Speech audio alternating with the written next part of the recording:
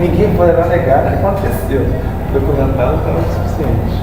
Terá sido realidade? Ninguém poderá negar. Bom, então, boa tarde a todos.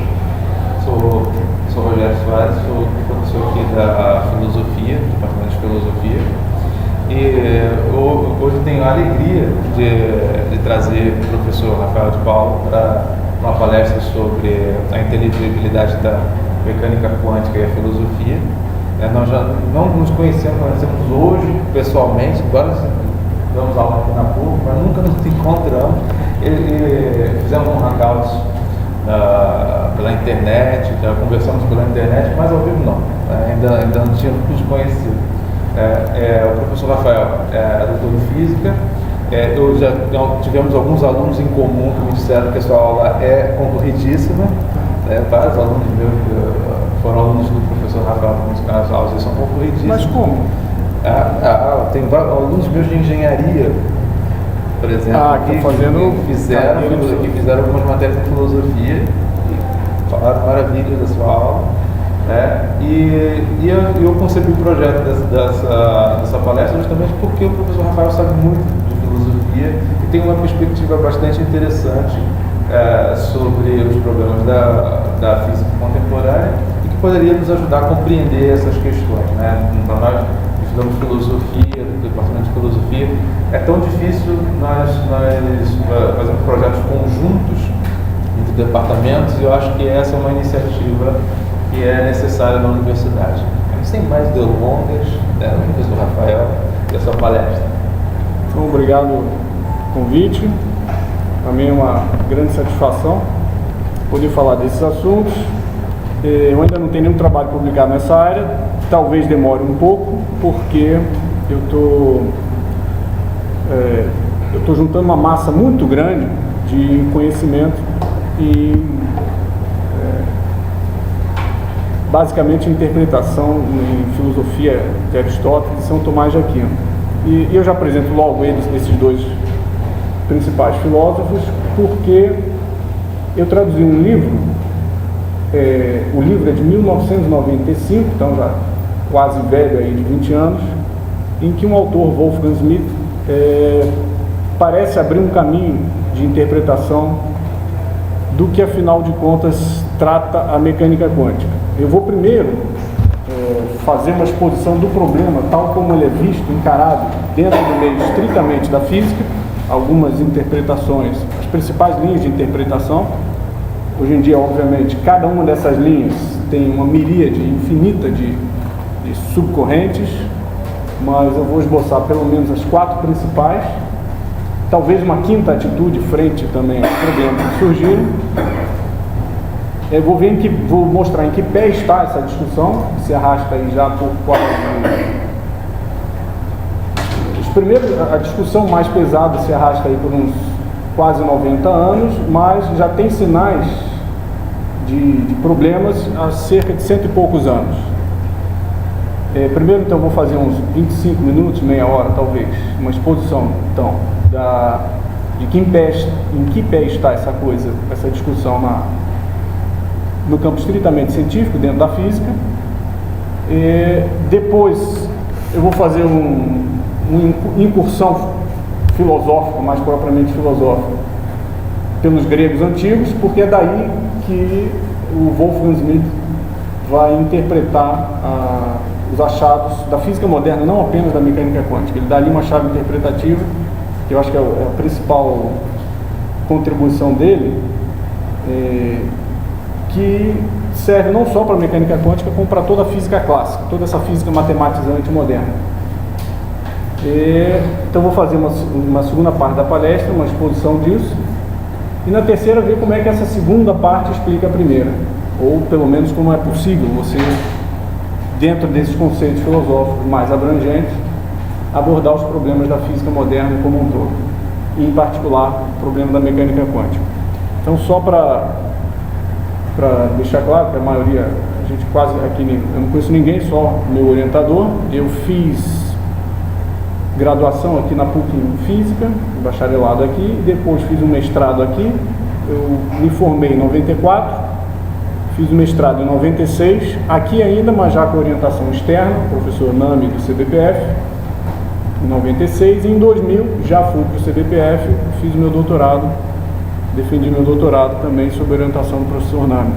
Tudo na área de física teórica, teoria quântica de campos, que é uma tentativa bem sucedida de unificar alguns aspectos da mecânica quântica e da teoria da relatividade, pelo menos a teoria da relatividade especial.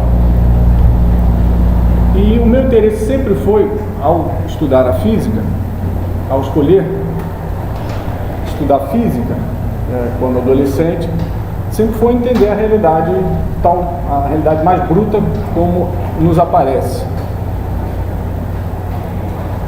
E muito entusiasmado com as conquistas da física matemática moderna, eu imaginei que ali eu poderia encontrar respostas a várias perguntas.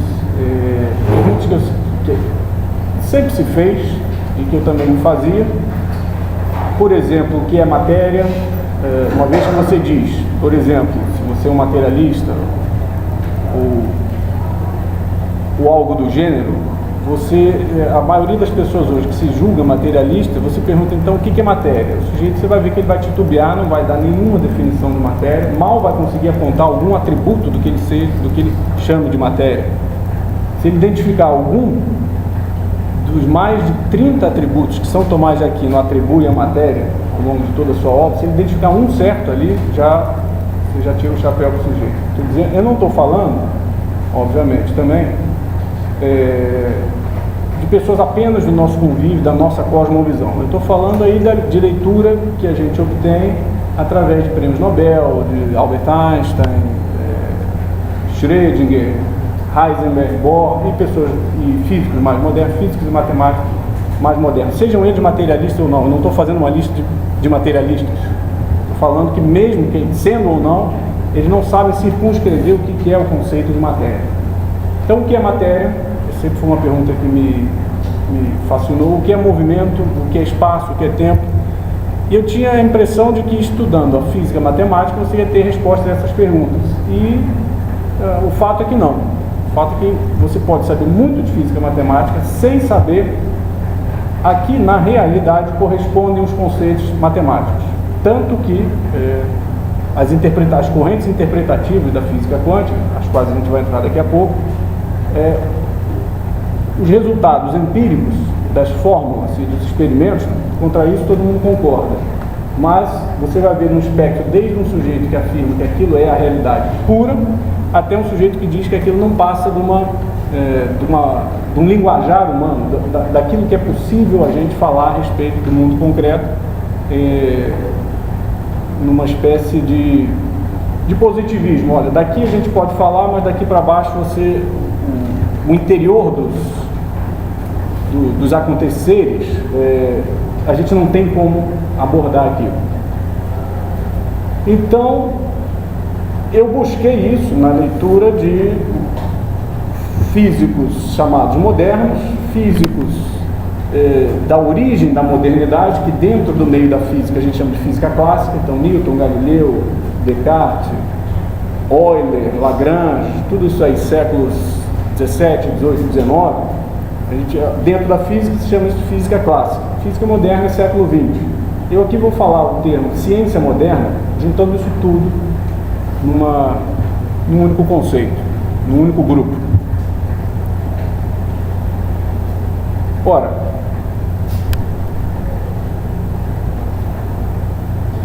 a mecânica quântica, eu vou primeiro falar as partes boas, né? Ela é a teoria que serve para explicar, entre aspas, pelo menos, no mínimo, descrever, com enorme sucesso, os aconteceres em nível microscópico.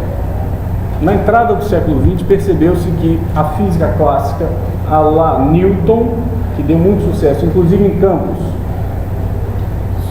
a respeito dos quais o Newton nem podia imaginar, no século XIX, como eletromagnetismo, termodinâmica, mas você pode encarar toda a física do século XIX como um desenvolvimento daquele mecanicismo newtoniano ou laplaciano.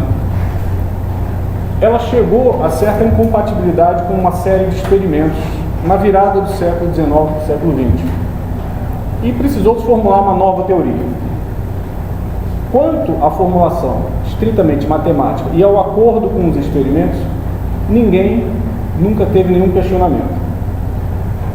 A física chamada newtoniana trazia dentro de si uma metafísica implícita, quer dizer, ela ficou inconsciente nos últimos 100 anos da discussão, mas no início, quando Galileu, Descartes, Newton e pensadores um pouco anteriores, um pouco posteriores, nesse meio aí, séculos 16, 17, até o início do século 18, eles tinham muito clara a discussão, olha, do que o mundo é composto. E chegou-se ao seguinte arranjo, olha, isso seria um... Tudo bem. Chegou-se ao seguinte arranjo. O mundo é composto de partículas que podem ser indivisíveis, certo? Muito pequeno, não sabemos o tamanho, mas no final das contas, se você quebrar um corpo, aquela velha pergunta dos atomistas, você pega um corpo, divide, vai dividindo, você vai chegar a um tijolo básico que constitui toda a matéria. Depois, na parte mais propriamente filosófica, eu vou voltar a esse tema daí. E imaginando as coisas como compostas de corpúsculos ou partículas, a física matematizante obteve um sucesso absolutamente fenomenal. Então, a descrição de corpos pelas características de espaço ocupado e conteúdo maciço de massa, conteúdo de matéria, e essa é uma discussão muito profunda, a respeito da qual um estudante de física pouco sabe, o conceito de massa, de onde veio isso, mas você obteve um sucesso muito grande imaginando que o mundo material é composto de pequenas partículas e que um corpo grande nada mais é do que um agregado de partículas, certo? Todas praticamente sem característica nenhuma, a não ser ocupação de volume e uma característica interna chamada massa. Até os criadores, os propugnadores do conceito de massa receberam pancadas muito fortes do pessoal mais propriamente mecanicista, porque o conceito de massa, ele não é aparente externamente, ele é um conceito que está por dentro e que você tem que postular que faz parte do volume e não que faz parte da superfície do corpo. Isso parecia recuperar as qualidades ocultas contra as quais a ciência matematizante parecia estar se levantando. O Descartes, por exemplo, apesar de ele usar o conceito de massa, ser um dos criadores do conceito de quantidade de movimento, que no ensino médio a gente vê massa vezes velocidade, ele queria radicalmente abandonar esse conceito de massa. Ele queria imaginar o universo, a tal da res extensa dele, como uma pasta contínua e praticamente homogênea, sem diferenciação, como se não houvessem condensações. Isso no século XIX o pessoal vai chamar de nucleações do éter. Os nomes para essas coisas são infinitos, não acabam. E o Descartes queria cortar com isso. O Galileu falou, não vai dar. Você precisa, no mínimo disso, além de espaço, medidas de tamanho, de comprimento e tempo, você precisa, no mínimo, postular mais uma grandeza, uma característica, também matematizável, mas sem ela você não pode ficar. Galileu, então, banca o conceito de massa. O Newton incorpora isso aí também. O Descartes tenta cortar. O Einstein vai fazer uma coisa parecida no século XX, quando ele tenta borrar um pouco a distinção entre um corpo e o campo que ele cria ao redor, entre o corpo e o espaço que é ocupado pelo corpo. A teoria da relatividade geral pode ser entendido como uma tentativa de atenuar e fazer um pouco desaparecer esse conceito meio oculto no sentido de não aparecer a medições externas de comprimento. O fato é que com massa, espaço e tempo, a física andou, que foi uma maravilha. No século XIX precisam se introduzir alguns novos conceitos, você precisa atribuir para o estudo da divisão da matéria. Carga elétrica é o principal. Aí surge mais uma coisa, olha, sem esse conceito daqui tem uma série de fenômenos que você não vai conseguir explicar. E o zoológico de qualidades matematizáveis que os cientistas vão precisando lançar a mão na explicação dos fenômenos microscópicos, no século XX chega assim a dezenas. Então, spin, isospin, grau de polarização do fóton, sentido disso, carga disso, paridade, uma série de grandezas matematizáveis todas, as quais você precisa atribuir ao mundo concreto na descrição de uma série de fenômenos que vão surgindo. Mas, ainda naquele modelo mecanicista de massa, o sucesso foi tão grande, se espalhou para áreas de tipo eletromagnetismo, dentro da qual você precisou apenas acrescentar mais uma grandeza, chamada carga elétrica, eventualmente carga andando, carga em movimento, que chamaram de corrente elétrica. Na termodinâmica, mais um ou outro conceito, mas sempre imaginando a constituição da matéria como, não podemos dizer bolinhas, nem tinham acesso ao formato, nem imaginavam que formato nem de que tamanho seriam, mas corpúsculos. A realidade do corpo macroscópico é composta de N corpos microscópicos. Só que esse tipo de explicação e as equações que as pessoas vão chegando não funcionam muito bem em determinados experimentos. Então, no início do século XX se acumula uma quantidade formidável de experimentos, já no final do século XIX também, que precisam de um novo tipo de explicação. E a teoria fica pronta, e com alguns passos que eu vou brevemente relatar aqui. Em 1925, Werner Heisenberg, que tinha então 23 para 24 anos, ele faz uma interpretação, uma descrição matemática de vários fenômenos luminosos, que são a emissão de luz feita por átomos, que já estavam sendo estudados aí há mais de 100 anos.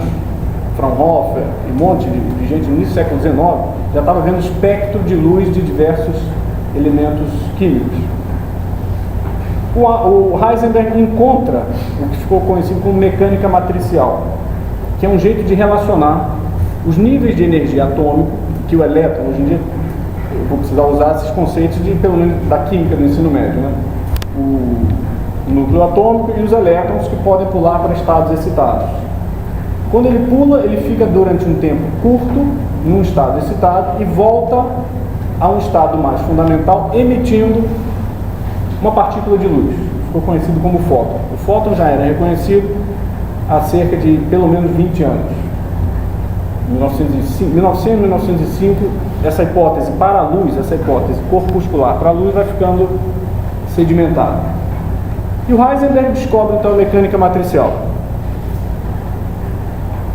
Na última semana de 1925, vem uma segunda formulação disso, daqueles mesmos fenômenos, que é feita por Erwin Schrödinger, que é um físico austríaco, que encontra uma equação que parecia tocar mais de perto na ontologia, no que de fato está ocorrendo ali embaixo. A mecânica matricial do Heisenberg, anterior ainda, parecia ter um cunho muito positivista, no sentido de que ela só dava conta de... você não sabe exatamente o que está ocorrendo, mas você observa, são os resultados dos experimentos, você conecta os números que saem dos experimentos de tal maneira e encontra uma equação para isso. Essa é basicamente a mecânica matricial. Eu vou fazer um parênteses nisso, porque o Heisenberg depois vai fazer uma outra contribuição 2 anos depois, 1927, que mata de vez as pretensões daquele materialismo lá século XIX, de um corpúsculo atualmente existente o tempo inteiro, que tem uma trajetória. O Einstein, meio assustado com isso, ainda em 27, quer dizer, já em 1927, o Einstein aí já estava para completar o que? Quase 50 anos, sai para conversar com Heisenberg. E fala, mas você acredita mesmo que o homem não possa ter acesso ao quid, ao que está lá embaixo? E o máximo que a gente tem acesso seria a medições de fenômenos, a resultados, a cliques numa tela de computador, por exemplo, não existia, mas há cliques num computador, há cliques ou emissões cintilares de tela numa chapa fotográfica. E o Heisenberg fala o seguinte: ué, mas não foi mais ou menos isso que você fez com a relatividade especial?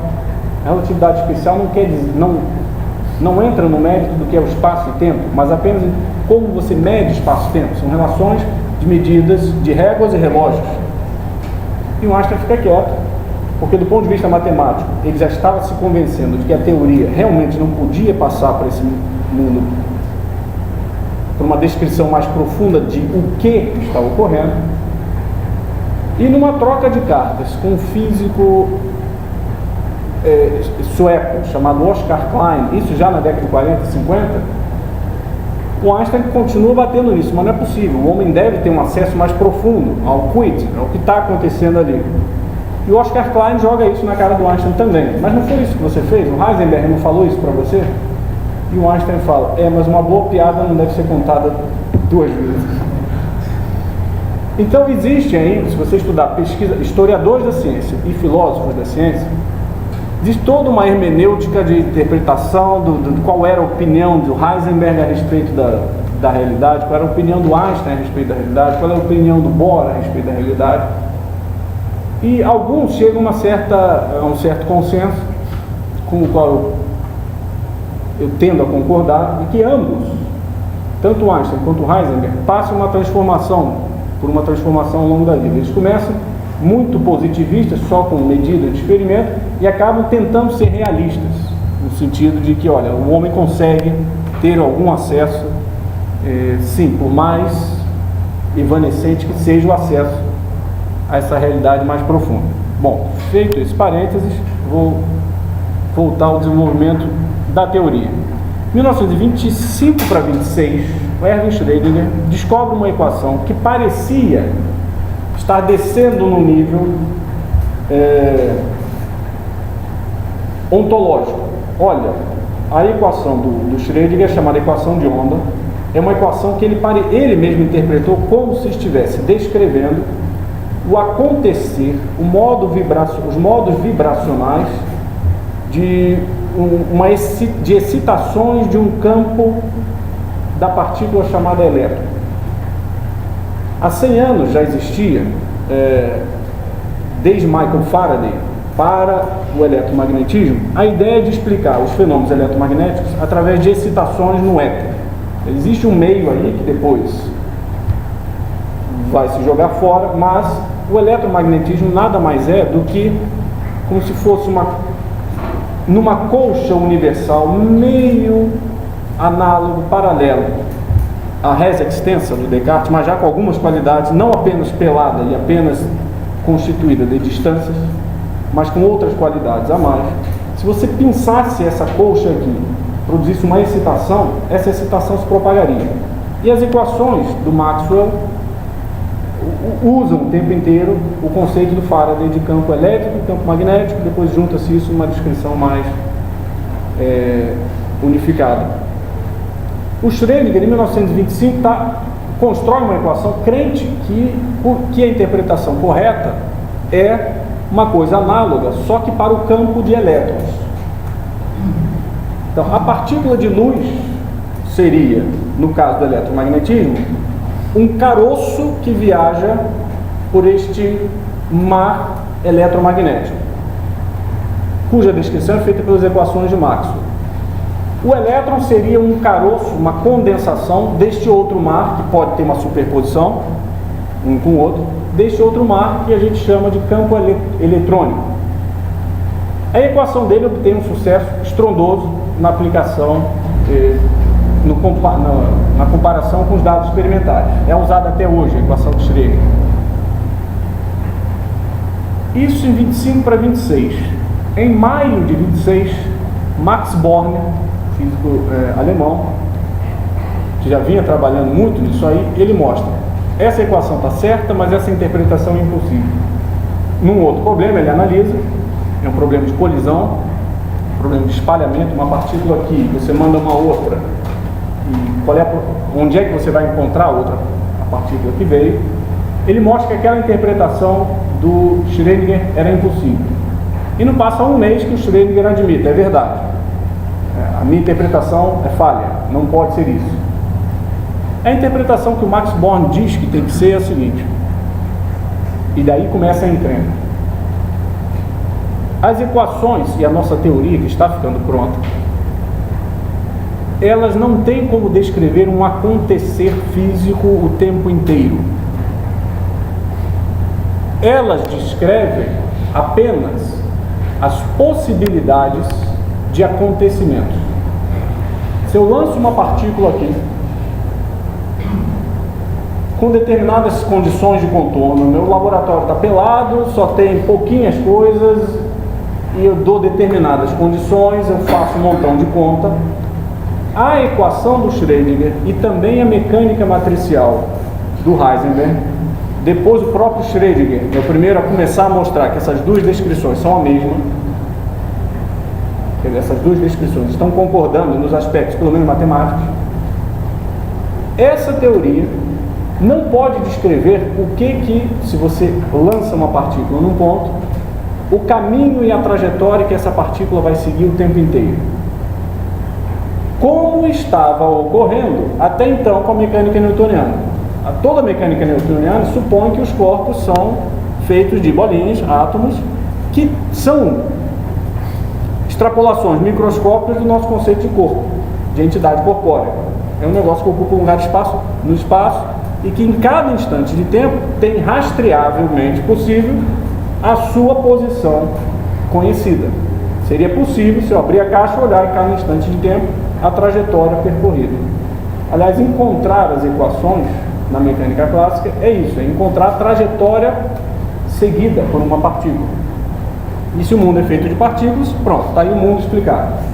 Esta interpretação clássica de corpúsculo é vedada pelo Max Born ao analisar as equações. Ele fala, isso é impossível. As equações não estão descrevendo um acontecer o tempo inteiro. Mas, dadas as condições de um determinado experimento, ela descreve um montão de coisas. Não chega tão profundo quanto isso, mas já é um negócio de tirar o chapéu. Ela descreve o quê? Ela descreve, dadas as condições de contorno, quais seriam as possibilidades de onde a partícula poderia acabar, terminar, ou dar um clique num detetor, ou cintilar uma chapa fotográfica. Vamos supor aqui que a partícula sai da posição X, você trabalha nas equações e encontra o seguinte: ela só pode ser encontrada nas posições ou A, ou B, ou C. E a equação te mostra isso. É muita coisa. Número 1, ela faz isso. Número 2, ela faz outra coisa também. Não só isso, como ela descreve a probabilidade das partículas acabarem aqui, ali ou ali. Então vamos supor que numa determinada situação você achou 50% de chance da partícula acabar no ponto A, 30% no ponto B e 20% num ponto C. Claro que essa soma tem que ser 100%, porque você supõe que a partícula não desapareceu do universo, ela tem que aparecer em algum lugar. Se a sua equação descreve só aqueles 3 lugares são possíveis, a soma disso tem que dar 100%. Bom, a teoria já faz muita coisa, fazer isso já é um negócio sensacional, mas você não vai conseguir, isso é o Born, contar a história da partícula, a não ser nos pontos em que você tem acesso experimental a ela, ou seja, no ponto de partida dela e nos possíveis pontos de chegada. Você fica lá aguardando, ela só chegou numa. Esta interpretação probabilista, ela foi, digamos, ratificada por milhões de experimentos. É por isso que a teoria é usada. Se você faz esse experimento centenas, milhares de vezes, vamos dizer 1000 vezes, 500 vezes a partícula vai parar no ponto A, 300 no ponto B, 200 no ponto C, talvez com uma pequena flutuação, uma mais, uma menos, para cá ou para lá. A equação está descrevendo a probabilidade dos acontecimentos e não cada acontecer efetivo, certo? Quando Max Born diz que é isso que a teoria está fazendo, número 1, o Schrödinger entende, é verdade. Aquilo que eu achei que estava acontecendo não é isso mesmo. E imediatamente o Schrödinger começa a ficar desgostoso com isso aí. Não é possível. Ele tem até uma frase mais tarde na vida dele que fala: pô, se eu soubesse que aquilo ia dar nisso, eu não tinha me metido nessa história toda. O Einstein também se levanta contra isso. Pô, mas o acesso humano à realidade, e pior, porque se você imagina que a realidade macroscópica é feita do mundo microscópico, a realidade mesma não é nós, a realidade é as bolinhas que nos constituem. Então, se você não tem a certeza sobre aquilo ali, como é que você pode falar do mundo como um todo?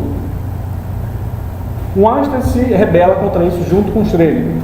E o Louis de Broglie também faz isso. É um sujeito que dá uns passos fundamentais nos anos anteriores à teoria ficar pronta. E tem toda uma história do debate dos chamados erroneamente realistas, essa escola a lá física clássica, corpúsculo o tempo inteiro andando, e o que ficou, digamos, como a interpretação canônica e mais aceita da teoria, que é a chamada interpretação de Copenhagen. Copenhagen por quê?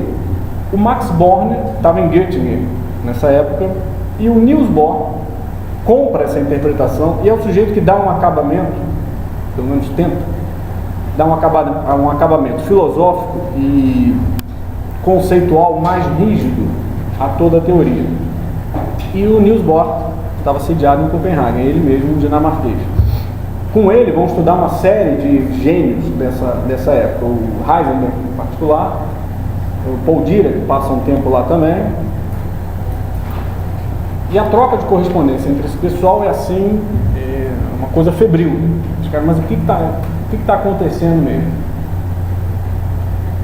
E o Niels Bohr acha que está dando bons motivos para comprar essa interpretação meramente probabilística. Olha, daqui você não vai passar. Já está fazendo muito a sua teoria. Alguma hora ia dar zebra, aquele materialismo clássico, aquele cientificismo de bolinha o tempo inteiro andando. E mais ainda, supor que os corpos macroscópicos são feitos de bolinhas, são formados por bolinhas. Então, essa hipótese é forte demais e não surpreende que algum dia dê zebra. E está aqui a zebra. Isso é o Niels Bohr, faz um esforço muito grande para tentar explicar isso. Muita gente fica insatisfeita. Tem alguns encontros, e outros são trocas de cartas, e alguns encontros pessoais do Bohr com Einstein, em que o Einstein rebate, fala, não é possível. E o Niels Bohr sempre acaba convencendo o Einstein. Olha, é assim, a teoria está dizendo isso. Primeiro, o Einstein passa alguns anos acusando a teoria de inconsistência. Olha, ela permite falar alguma coisa e permite negar a mesma coisa.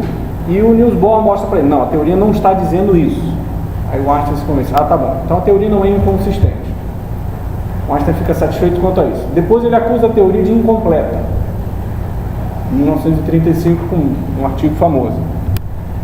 E o Niels Bohr replica na mesma revista com um artigo com o mesmo título do artigo do Einstein. E diz, não, daqui você não passa, a teoria já está completa. Daqui você não vai passar, desse nível descritivo probabilístico você não vai passar. Isso aí que você está querendo é impossível. E a discussão fica nesse pé, mais ou menos uma questão de gosto, durante algumas décadas. Gosto por quê? Uns vão dizer, como Niels Bohr, então a escola de Copenhagen é Niels Bohr, mais ou menos, tem uma série de divergências, mas Niels Bohr, Heisenberg, Paul Dirac, Pascual Jordan, uma série de outros, Wolfgang Pauli, vão dizer, esse sonho do Einstein, do Schrödinger é maluquice, já acabamos, já derrubamos isso aí. O máximo de acesso que nós temos é probabilístico. E contra isso ficava o Einstein dizendo, não é, deve existir uma realidade mais profunda, a qual simplesmente a gente não consegue acessar, mas que no fundo deve existir. Até os meados da década de 60, é uma mera questão de gosto, você dizer, parecia ser uma mera questão de gosto na cabeça de muitos, você dizer, olha, é probabilístico em si e a natureza é estruturalmente imprevisível. Cada vez que você tenta apertar uma coisa aqui, ela foge do seu controle. Ou você dizer, ela é determinística e não indeterminística. Ela é determinística, mas você não tem esse acesso àquilo ali. Parecia uma mera questão de gosto. Na década de 60, na verdade já havia resultados matemáticos um pouquinho anteriores. Na década de 50 tem um sujeito que, na área da matemática, o Gleason, que ele descobre lá um teorema.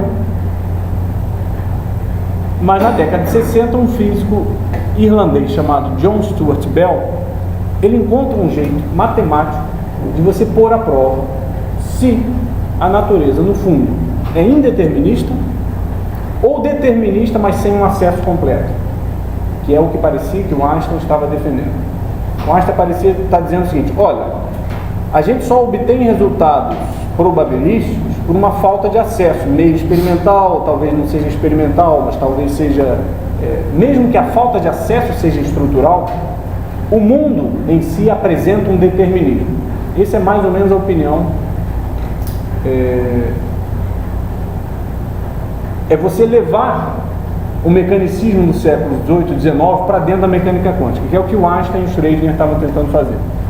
O John Stuart Bell encontra um jeito de pôr à prova matematicamente isso. Olha, deve existir uma sequência de experimentos, um tipo de experimento, em que se o resultado der tanto, a natureza é indeterminista estruturalmente, realmente. Ou, se der outros resultados, tudo é numérico, obviamente, são resultados, contágios, ou graus de polarização, ou coisas parecidas. Se der outro resultado, tipo de experimento, o dia que for possível realizá-lo, se der outro resultado, nós concluiremos que sim, a natureza tem uma estrutura determinística o tempo inteiro, mas nós não temos acesso, certo? Ele formula esses teoremas. Na esteira desses teoremas vem uma sequência assombrosa de outros teoremas parecidos, que são conhecidos todos como desigualdades de Bell. Desigualdades porque a teoria, a formulação é feita na forma de desigualdade. Se o que está certo é um mundo clássico determinístico, mas sem acesso total, os resultados de tais experimentos vão ser todos menores ou iguais do que um número. Se o que está certo é a interpretação de Copenhagen, por outro lado, indeterminista, os resultados vão ser maiores. Uma série de teoremas vão sendo formulados nas décadas de 60, 70, 80, 90 e 2000. Um monte de experimento vai sendo feito no início da década de 70, mas o primeiro que, digamos, começa a bater o martelo é da década de 1980, 81, 82, um grupo na França, do Alain Aspect. Faz lá uma sequência de experimentos e bate o martelo dizendo, olha, a natureza é indeterminista estruturalmente. Não há uma determinação, daqui a pouco eu vou explicar melhor o que quer dizer isso. Não há uma determinação até que você faça o experimento, até que você rode o experimento, até que abra a caixa e veja onde está o negócio. Até lá, realmente, o sistema está indeterminado. Não é só você que não sabe. Esse é o primeiro resultado experimental. Ou seja, as desigualdades de Bell, aquele teorema matemático, são violadas. As minúcias disso daí vão chegando realmente uma beleza espantosa. Começa a estudar, começa a entender o que os caras estão falando e como é que eles põem isso à prova, como é que um cara bola isso e como é que ele monta um laboratório, um equipamento de laboratório para medir isso. E outra coisa fantástica é também como é que o sujeito faz uma conta dessa, funções de onda, etc, etc. Mas os caras conseguem fazer isso. Já tem mais de 2 dezenas de experimentos nas últimas 2 décadas que estão cada vez mais apertando o espaço e, digamos, tentando fazer concessões à hipótese do átomo. Tá, não dá para ser assim, mas se for um pouco assim, nem um pouco assim dá para ser. Todos os experimentos vão mostrando, olha, não dá. Aquela imaginação de que o mundo é composto de bolinhas o tempo inteiro atuais o tempo inteiro presentes, como se fossem corpos o tempo inteiro presentes, isso está vedado de uma vez por todas. Então a natureza é estruturalmente, neste sentido aí, indeterminista. O que quer dizer isso? Eu vou dizer isso na minha linguagem, nas minhas palavras. Você não tem o direito, a teoria diz isso, as contas dizem isso, de dizer que se num experimento desses o resultado deu X, ou A, estou falando A, B, C, se deu A, você não tem o direito de dizer que é porque imediatamente antes já ia dar A. Já tinha uma coisa, se a partícula bateu em A quando eu vi, eu abri lá a caixa, só uma das 3 posições tem a mancha, então a partícula foi lá. Eu não tenho direito, a teoria me proíbe, as equações proíbem, de dizer o seguinte: olha, deu A, porque 1 milímetro antes a partícula já estava chegando ali e ia bater em A. Não tem jeito de forçar a teoria para dizer isso. Ela não diz isso, e se você a força a dizer isso, ela prevê resultados errados. Essa é a tentativa do Einstein. Essa tentativa do Einstein, a qual é consenso pelo menos dentro da comunidade dos experts da área, ficou conhecida como variáveis ocultas. Estranho que um nome meio esotérico seja dado exatamente para aquela cosmovisão cientificista de que é uma bolinha, um mundo é feito de bolinhas. Por que variáveis ocultas? Porque a hipótese probabilista, aqui digamos, venceu o debate. Suponha, olha, você não pode falar nada. O Einstein, na verdade, ele não postulou nenhuma teoria de variáveis ocultas, mas algumas teorias dessas foram sendo propostas ao longo principalmente dos anos 50, 60 e em diante, em que pressupõe o seguinte: olha, tudo bem que no nível da teoria a gente não consiga, mas isso é pelo seguinte, não é porque a natureza seja estruturalmente indeterminada. Devem existir dentro do átomo ou do elétron ou do fóton, seja lá a bolinha da qual você esteja falando, devem existir novas variáveis que não são espaço, tempo, spin, nem essas coisas mais esquisitas. Devem existir novas variáveis às quais nós até concebemos, olha, nunca vamos ter acesso a elas, mas que se você tivesse acesso àquela variável zeta, digamos, está com o número 1, e é por causa desse número 1 nesta variável que a partícula parou em A. Mas nós não conseguiremos abrir eu concedo isso. Os propugnadores das teorias de variáveis ocultas até dizem: eu concedo que você não vai conseguir abrir o sistema e ver isso. Mas se essa variável zeta estivesse assumindo o valor 2, o resultado do experimento seria B, se tivesse valor 3 seria C. Isso deve existir lá dentro, nós é que não temos acesso a isso. O incrível é que os teoremas de Bell, as desigualdades de Bell, conseguem pôr isso à prova. Se é verdade ou não que existam essas variáveis, é impressionante. Se é verdade ou não que existam essas variáveis. E o teorema consegue distinguir os resultados experimentais, e quando você vai para o experimento, você vê, aquilo não pode acontecer. Nem a falta de acesso a possíveis variáveis ocultas. De que tipo? Todo e qualquer tipo. Eu não posso provar isso aqui, eu teria que ler os artigos todos e mostrar. Mas eu quero que você, quantas forem, quantas são as variáveis? Não importa, pode ser um número ilimitado de variáveis. Os caras conseguem levar em conta, nos teoremas, essas coisas, e pôr à prova isso aí. Matematicamente, os resultados, supondo isso, dariam quase igual ao que dá a mecânica quântica, digamos, Copenhague. Os resultados seriam quase iguais matematicamente, mas diferentes, é por isso que você pode testar. Bom, então, essas duas grandes correntes monopolizaram o debate desde a década de 1920. Mas nem precisava disso. Nem precisava chegar a às desigualdades de Bell e aos testes experimentais. O próprio Einstein, o próprio Schrödinger, o próprio de Broglie já estavam desconfiando que a teoria, caso você desenvolvesse tudo isso, já ia dar isso.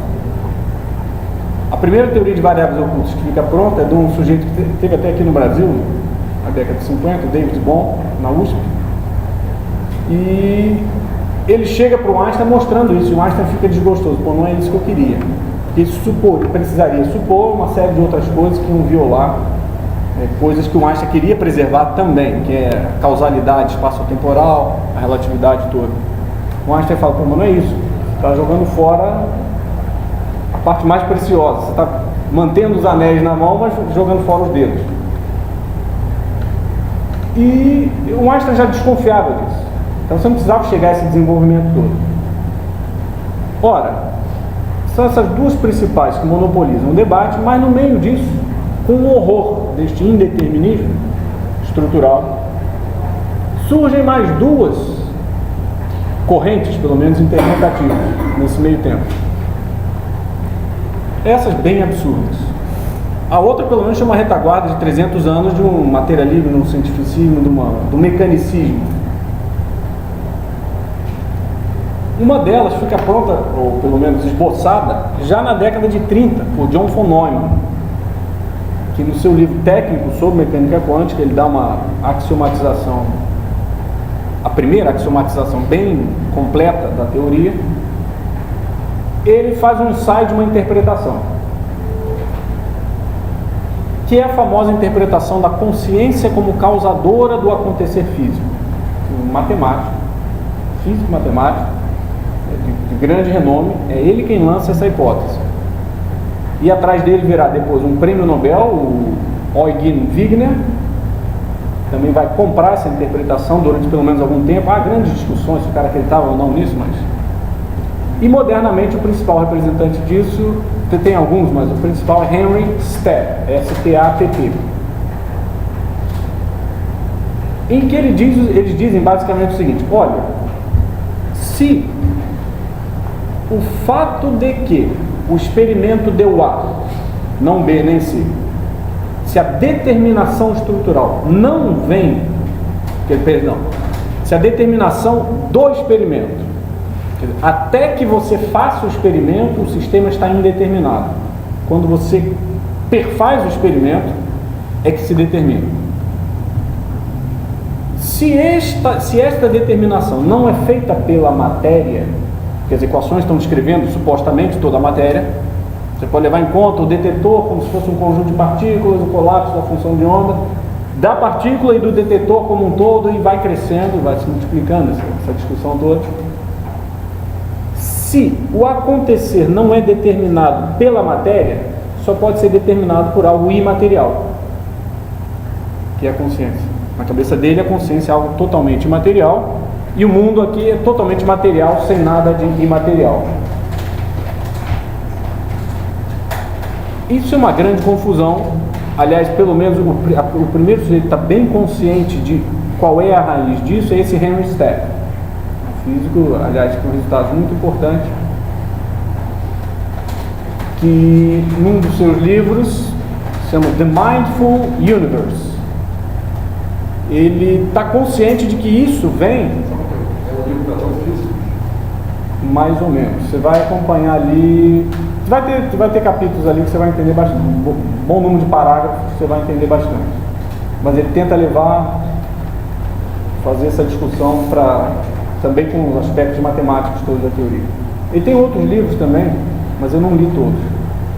Mas ele está consciente de que isso é fruto daquela cisão cartesiana, de que o mundo é feito de duas qualidades completamente estanques e esgarçadas. Uma é a res extensa, o mundo absolutamente destituído de qualquer outra qualidade que não seja espaço, distância, só isso, a matéria.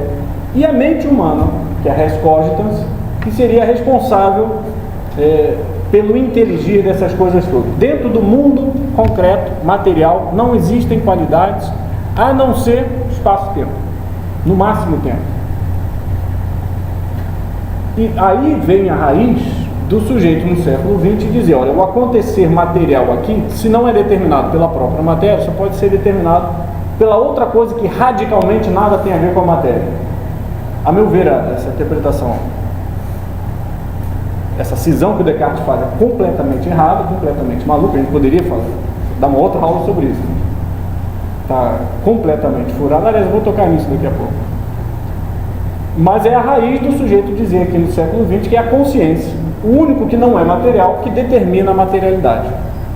A materialidade ser destituída de qualquer outra qualidade e adquire as qualidades pelo contato com a consciência de um homem. Aí vem uma série de perguntas que os oponentes dessas interpretações vão fazer, mas precisa ser um sujeito com doutorado em física? Essa consciência tem que ser um cara que saiba do que está acontecendo? Pode ser um gato tem consciência nesse sentido? Ele veria o cintilar da tela? E essas discussões se multiplicam assim. Então essa seria a terceira, mas é muito falada e muito deixa um flanco aberto a um misticismo estúpido, um misticismo assim de baixíssimo nível. O problema não é o misticismo, o problema é um misticismo baixo. E, bom, essa seria a terceira corrente. Então, a primeira é que, digamos, venceu o debate. A segunda é a que perdeu o debate, mas com o horror da que venceu, o pessoal já vendo, pô, isso daqui vai ganhar, então o motivo do colapso da função de onda tem que ser imaterial. Essa é a terceira. É a consciência como causadora do acontecer físico. E a quarta, eu tenho que falar, porque a gente está numa época de decadência intelectual. Não parece, mas estamos. A comunidade de físico-teóricos, são pesquisas que eu vi há 4 anos, feitas pelo Departamento de Sociologia da Universidade de Cambridge, com físicos teóricos. E também tem encontros sobre fundamentos de mecânica quântica, em que o pessoal fala, qual é a sua interpretação? Além das 4 que eu vou falar, dessa quarta também, tem mais zilhões, mas todas podem, de alguma forma, se você forçar um pouquinho, ser encaixada em uma dessas 4. E a interpretação que tem ganho mais adeptos é muito maluca. Ela diz, não sem motivo, tem um motivo, mas é um motivo desse tamaninho. O cara quer engolir o mundo dentro do motivozinho dele. Mas o cara diz o seguinte, olha, se a teoria prevê que os aconteceres podem ser A, B e C, então vão acontecer A, B e C. Aí você, como? Se eu lancei uma partícula, vão surgir 3? Ele falou, não. Você só vai ver uma neste universo. Automaticamente vai se criar uma ramificação do universo. Deutsch é um sujeito brilhante. O cara faz artigos, faz coisas em física, brilhante, mas ele não sabe o que está falando. Nesse sentido mais alto.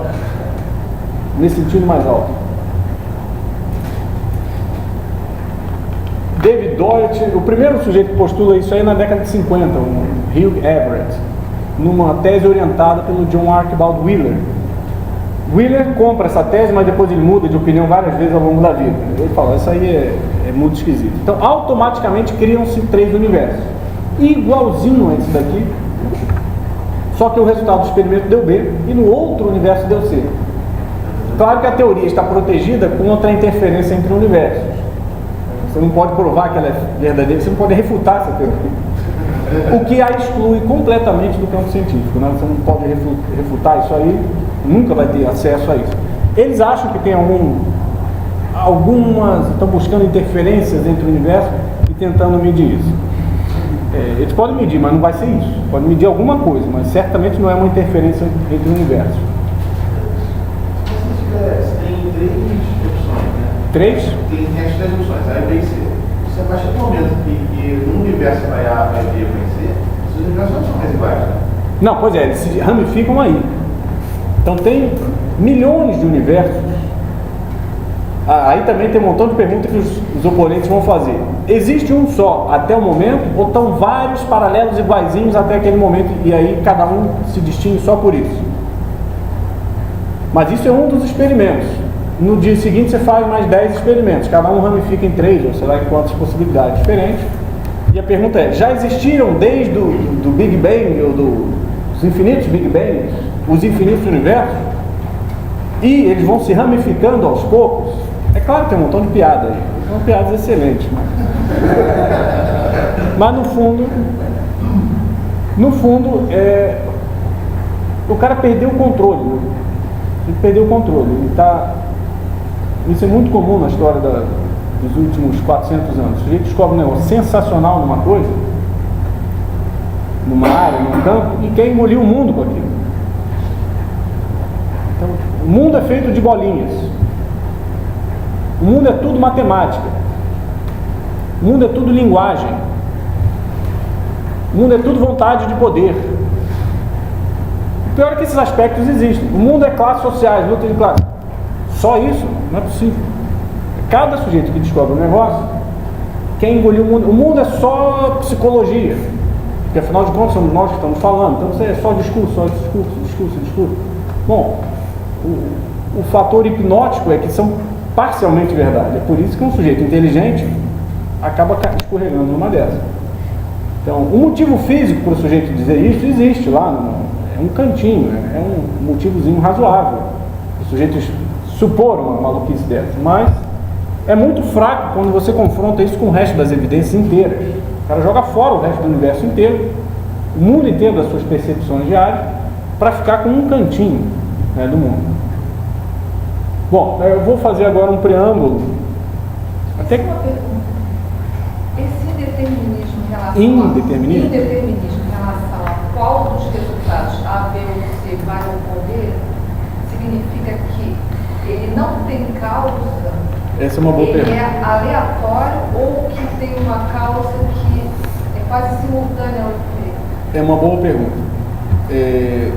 Do ponto de vista estritamente científico, tal como um cientista hoje vê a sua ciência, o que você teria que dizer é que não tem causa. Quer dizer, é causado naquele instante. Mas não é aleatório. É aleatório. 50, 30, 20. Não tão aleatório assim. Tem alguma coisa. Tem, se você fizer milhões de experimentos, vão casar com aquelas probabilidades previstas pela teoria, dentro de margens também estatísticas. De margem de erro estatístico. Mas se você fizer uma vez só a experiência, você não sabe para onde vai. Tem alguns experimentos que estão filmados aí na internet. O cara que você vai ver um montão de pontos sentinela e não sabe o que está acontecendo, mas o sujeito está explicando o que está acontecendo. Então, do ponto de vista estritamente mecanicista, vou dizer melhor. Do ponto de vista mecanicista, é indeterminado. Absolutamente indeterminado. Essa é a conclusão do debate. Então não tem uma causa. Do ponto de vista mecanicista, não. Que era o horror do Einstein. Ele viu, a teoria está dizendo isso e eu sou contra isso. Isso é impossível. O mundo não pode ser assim. É a famosa frase dele: Deus não joga dados com o universo. Depois o pessoal descobrindo outros efeitos no final do século, a radiação do buraco negro, por exemplo, o pessoal vai até brincar. Não só Deus joga dados, como joga num lugar em que ninguém vai ver. Não tem acesso. Ora, mas essa não causa, essa ausência de causa, é no sentido determinístico. no sentido determinista mais forte ainda, no sentido mecanicista de bolinhas. Se você imaginar que aquilo era uma bolinha o tempo inteiro, essa hipótese que está sendo impugnada. Você não tem direito de supor uma trajetória, que é o que você fazia com a mecânica clássica. Prever exatamente a trajetória da Terra ao redor do Sol, ou de um projétil como o Galileu fez, ou etc. Dizer a trajetória é dizer todos os pontos do espaço a cada instante de tempo. Isso está fechado, não pode fazer isso nesse nível microscópico. Era isso que o Einstein queria preservar e não conseguia. A conclusão do debate é que não dá. Bom, então como é que você sai disso? Se é que tem que sair, ou se é que dá para sair, ou se é que tem que sair. Eu vou apresentar rapidamente, de uma maneira bastante, espero que não seja grosseira, mas sucinta, a discussão dos gregos até Aristóteles. Quando você abre os olhos e vê qualquer coisa, qualquer ente natural, o fato mais evidente é que os entes passam por mudanças. O tempo inteiro, no mínimo mudança de local. Mas eles também envelhecem, perecem, perdem massa, mesmo que seja um ente sem vida, né? Perde um pedaço de massa, tem um vento que corrói, corrosão, erosão, etc. Tudo isso está em constante fluxo. Na tentativa de dar conta disso, talvez não seja nem explicar, mas falar sobre isso, as primeiras hipóteses que são formuladas, fora os mitos cosmogônicos todos, que também têm seu conteúdo de verdade, são o que hoje em dia nós chamaríamos de materialistas. Eles vão para o polo puramente material. O Tales é o primeiro que vai dizer, olha, tudo é feito de água. Então, o celular, você, a cadeira, etc., ele não vai ser tão radical ao ponto de dizer que não existem, mas remetem a uma realidade estrutural mais profunda, que é a mesma, que tem que existir, presta atenção, porque senão seria impossível uma coisa se transformar em outra. O fato de que a árvore morre e vai para a terra e é decomposta, não sei o quê, e vira outras coisas, significa que tem que existir alguma coisa mais profunda, de onde vem a árvore e de onde vêm os vermes que comem a árvore, etc, etc. Um vai dizer que é a água, o outro vai dizer que é o ar. Claro que são nomes meio poéticos, são expressões ainda muito tentativas. Ele não estava querendo dizer a nossa água, né? A água de beber, obviamente não. Até a água era feita daquela água primordial que estava postulando. Depois vai vir o Empédocles e vai dizer, olha, não pode ser um, tem que ser 4. E o Heráclito vai perceber que você supor isso aí é você matar a mudança. Se você supuser que todas as coisas são no fundo uma mesma, você está dizendo, olha, essas coisas aqui são todas ilusão. E na verdade é só água virando água, virando água, virando água. Então não há transformação nenhuma. Apenas os teus sentidos é que têm acesso a coisas ilusórias que você chama de Rafael, celular, mesa, mas que no fundo não são reais. Essa é a crítica do Heráclito. Vai dizer, olha, vocês estão jogando fora a mudança. Vocês estão indo para um polo explicativo que unifica tudo. Você perdeu a distinção de tudo. Ficou tudo, virou a mesma coisa. Certo? O Parmênides e o Heráclito vai dizer, olha, então a realidade mais profunda é que tudo flui. Ele não é tão radical ao ponto, ele tem aquelas frases, aqueles aforismos famosos, né, de que um homem não se banha 2 vezes no mesmo rio, porque quando ele volta lá, o rio já mudou, ele já mudou. Ele não foi tão radical quanto um discípulo dele, pelo menos Platão conta assim, o Crátilo, que o sujeito desiste. Qualquer fala sua, se tudo muda, qualquer fala é inútil. E falar é remeter a uma realidade permanente. É um conceito permanente, né, que, digamos, é mais fundamental do que a coisa que está sendo descrita. Falar o celular, falar a pessoa, mesmo que ela mude, o conceito dela não muda. Se você exagerar o dito de Heráclito, de que tudo flui, e é isso que um discípulo vai fazer, o cara se recusou a falar para o resto da vida, ele só contava o dedo. Claro que é uma piada também, né? Mesmo isso já é remeter ao mundo de essências, óbvio, mas pelo menos o cara era coerente, não enchia o saco dos outros.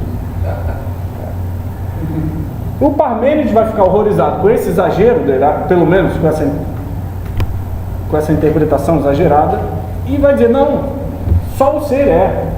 As coisas existem imutáveis em si mesmas. Enquanto ela é ela e não outra coisa. Então só o que existe é o ser. E a coisa fica nesse pé. Claro, eu podia falar muito mais a esse respeito, mas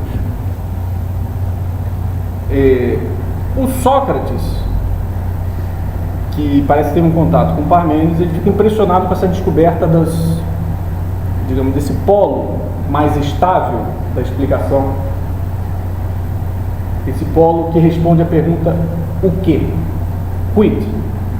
Aquela coisa é ela mesma, mesmo que ela possa mudar. Só tem sentido se dizer que ela mudou porque o conceito dela não muda, senão você acabou de esboroar com o próprio conceito de mudança, né? Se o conceito para o qual você apela ao nomear uma coisa, se aquilo não existe, aqui concretamente, então você não pode falar nada. Seria o exagero do tudo flui. Então o Parmênides ficou horrorizado e falou, não, tem que existir esse outro polo imutável, que é um polo mais racionalista, mais intelectual do que material. O Sócrates vai ficar impressionado com essa descoberta, digamos, vamos chamar aqui assim, de descoberta do mundo do espírito, filosoficamente, descoberta do mundo da razão, apesar de não podermos acusar o Heráclito também de ser materialista a lá século XIX, ou a lá Richard Dawkins, por exemplo, porque o próprio Heráclito, que enfatiza o aspecto da mudança, né, ele é o primeiro que diz também, olha, não, tudo vem do Logos, o Logos é o mais importante, é a palavra, é a estabilidade, de alguma forma ele aponta para as duas coisas ao mesmo tempo. O Sócrates fica impressionado com Parmênides e começa a fazer buscas de conceitos mais permanentes, mas todos ainda muito ligados menos ligados ao mundo da natureza e mais ligados ao mundo da sociedade, o que é o Estado, o que é o bem, o que é a justiça. Platão começa a pegar este mesmo esquema e começa a descobrir, a perceber que falar das coisas é descobrir os conceitos delas, as essências. E o Aristóteles vai pegar isso aí também, só que sem jogar fora,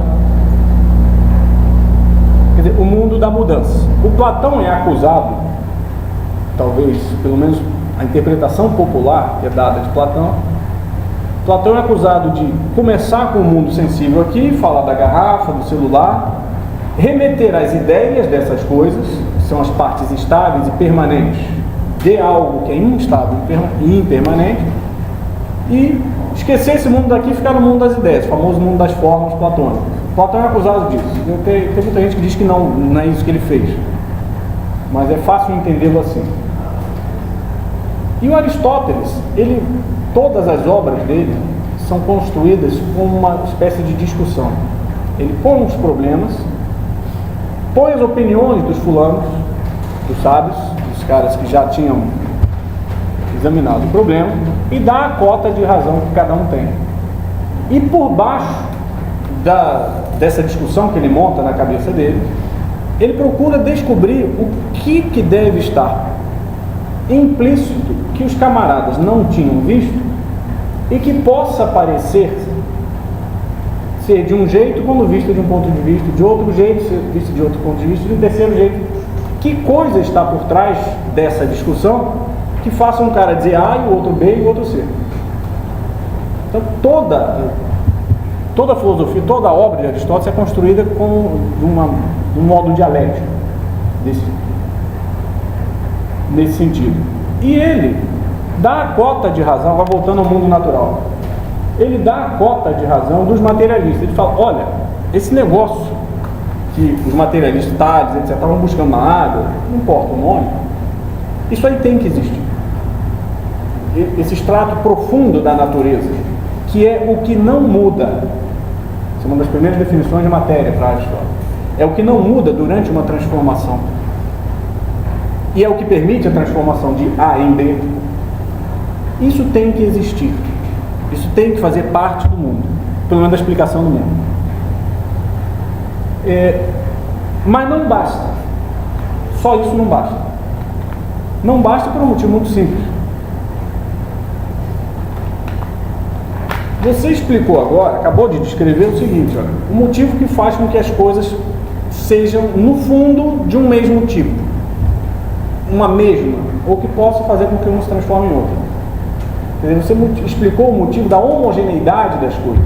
Falta agora outra pergunta. E o que as distingue, então? De onde vem a diferença entre elas? Bom, da matéria não pode ser. Porque a matéria é o polo explicativo da união das coisas, né? O que as distingue é um negócio que ele chamou de forma, morphe, né, em grego. E matéria, ele usa a palavra grega de madeira, que é hyle.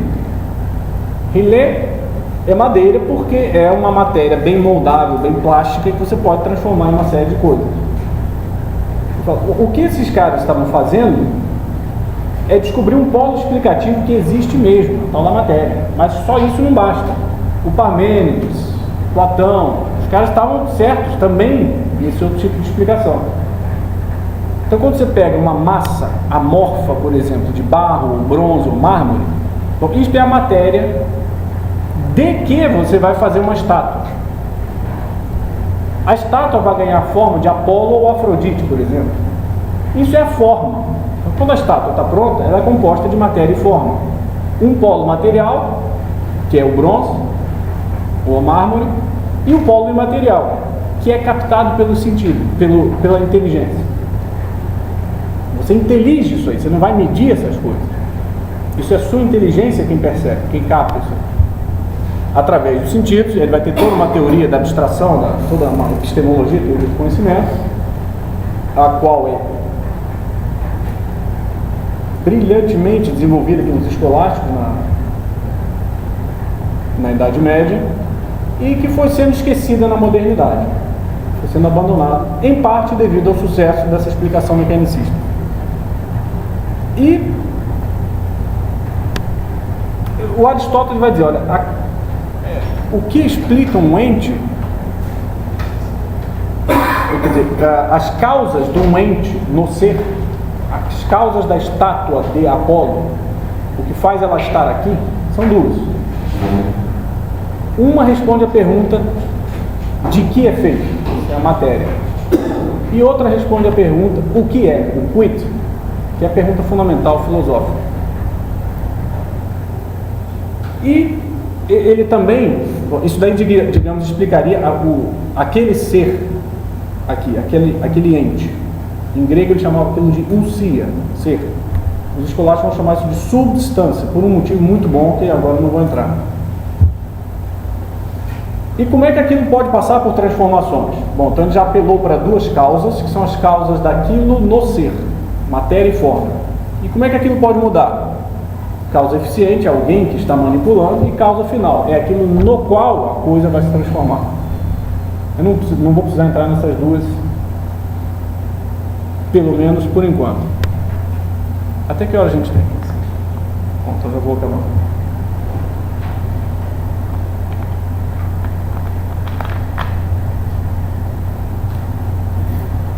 E o que isso tem a ver com a nossa história aí da mecânica quântica?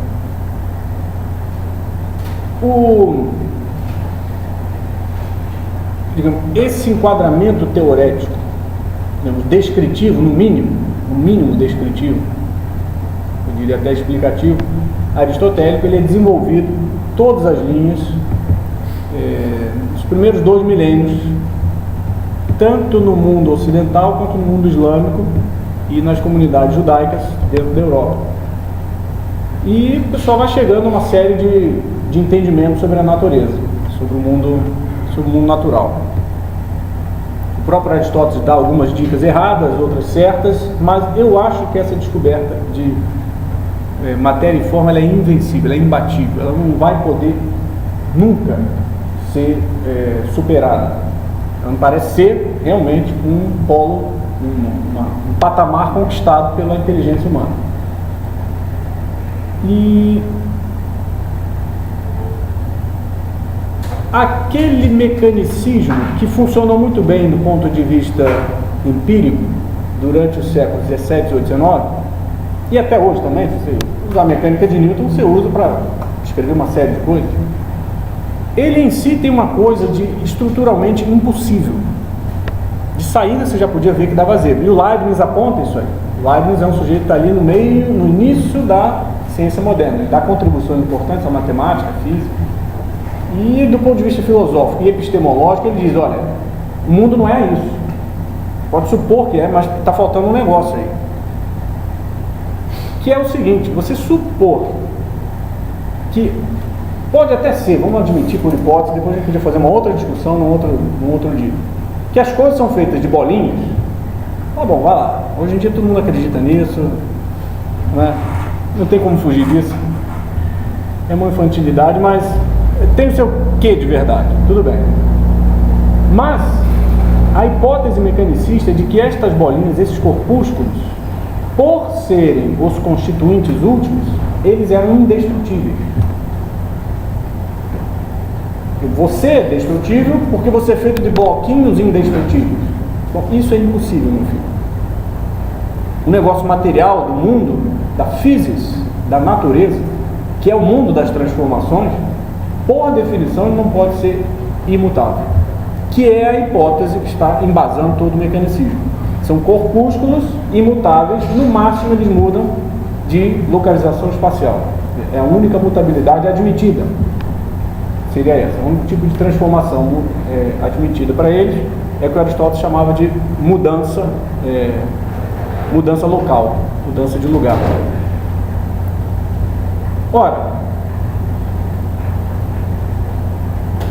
quando você chega no século XX e essa cosmovisão mecanicista tem que dar espaço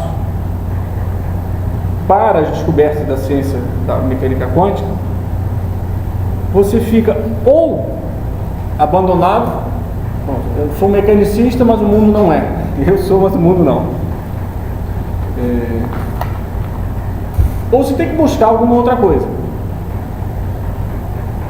Eu achando que essa hipótese do Aristóteles, essa descoberta de matéria e forma, eu acho que ela perpassa todos os degraus da existência, dos seres todos que a gente vê. Eu já tendo estudado um pouquinho de São Tomás de Aquino, há alguns anos atrás li o livro do Wolfgang Schmidt, esse que eu resolvi traduzir. E o título, eu já estava lendo o 3º capítulo, é um livro curto. O título do 4º capítulo é um nome de um conceito tomista, Materia Signata Quantitate. Eu falei, pô, o cara matou a charada. Ele descobriu o que é mecânica quântica. Afinal de contas, de que? Sobre o que versam as teorias físicas modernas. E a ideia é muito simples. O ataque que ele faz, o enfoque que ele tem é muito simples. Estudar o mundo material, que é o que a física matematizante foi fazer. Olha o que a física matemática começou a fazer na entrada da modernidade. Reduzir os corpos todos a aspectos mensuráveis. Contar, pesar e medir. Ah, é um gato, não importa. Eu quero saber quantos quilos ele tem. Se ele tiver 3 quilos e um balde d'água também tiver 3 quilos, a minha teoria descreve bem os 3 quilogramas. Certo? Os 3 quilogramas, parênteses. Eu acho que os 3 quilogramas não existem, são só uma ficção da mente humana, não. Dentro do tomismo dá para você explicar o porquê que funciona a matematização das ciências naturais. Mas, bom, então eu não vou tão longe ao ponto de dizer que não existem os 3 quilogramas. Claro que existem. Eles existem, mas não esgotam um ente. É muito brutal você dizer que um gato nada mais é do que um representante da quantidade de 3 quilogramas. Né? Diferenças que os seus olhos da cara percebem, mas que a sua teoria não capta, porque ela só descreve 3 quilos, você está abandonando. Isso pode funcionar na descrição do mundo dos organismos vivos? Não dá. Isso pode funcionar na descrição, quer dizer, isso funciona, digamos, em pouquíssimas descrições. Se você jogar o gato pela janela, vai descrever. Mas o comportamento do gato, o susto que ele leva, o dormir, a digestão, nada disso. Você vai explicar com a hipótese que ele tem de que ele é 3 kg. Só se você lançar o bichinho para fora da janela. Então, a física, que era um estudo até a entrada da modernidade de toda a escala de seres do mundo natural, começou a emburacar para baixo. Não é que não existam esses aspectos quantitativos e materiais. Acontece que se você reduz os entes àquilo, você fica só com os entes que são mais parecidos com aquilo. Você perde a descrição de gato, de planta, da flor e do fruto que a planta dá, e fica só com aspectos mensuráveis. Isso não é proibido, isso é bom fazer, tem que fazer, é necessário. Os motivos disso já estavam na escolástica medieval, ninguém estuda mais isso hoje em dia, mas as restrições a isso também já estavam lá. Você vai daí para baixo. Você começa a estudar mais o polo dos materialistas, os materialistas gregos, né, digamos. Você começa a estudar mais o aspecto da estátua de Apolo, que é a forma incorporada no mármore. Você começa a estudar mais o mármore do que o Apolo. Aí, tanto faz se é Apolo ou Afrodite, você está interessado só no mármore, não é isso? E você agora quebra o mármore é feito de coisas mais similares à madeira. Você vai descobrindo a matéria da matéria, você vai descendo aí. E a matéria, e aí com isso eu fecho, é exatamente o polo explicativo, real, concreto, existe, mas é o polo que está mais indeterminado. Por quê? Você pega uma pasta aqui de barro, da pasta de barro eu posso fazer um ornamento, um cinzeiro, uma estátua, não sei o quê. Não está no barro a diferença das formas que eu posso impor aí. Claro que ele limita o tipo de forma que pode ser imposto. Claro que sim. Mas a diferença não é material, mas formal. Se você estuda só o barro, não está nele o fato de que isso daqui é um cinzeiro de barro e o outro é um ornamento de barro e etc.